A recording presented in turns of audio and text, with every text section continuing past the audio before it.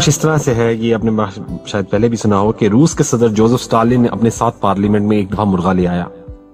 اس نے ایک ایک کر کے اس کے سارے پر نوچ دیے.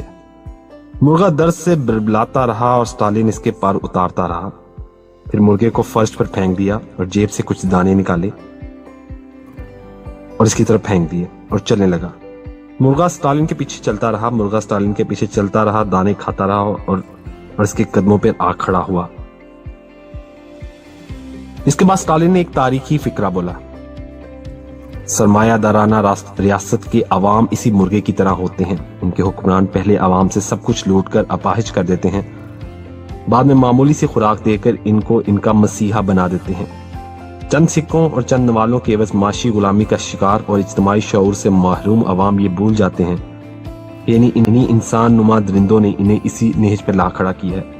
پھر انسان تھانہ، کچہری، گلی اور نالی کے نام پر ان لٹیروں کو ووٹ دیتا ہے، اور یہ لٹیرے عوام کے ٹیکس کے پیسوں سے اپنی اور اپنے آنے والی 7 نسلوں کے لیے پیسے اکٹھے کرتے ہیں. بلکہ عوام کا جوتا عوام کے سر کے مقولے کے مطابق عوام کے پیسوں سے عوام کے لیے مارتے ہیں.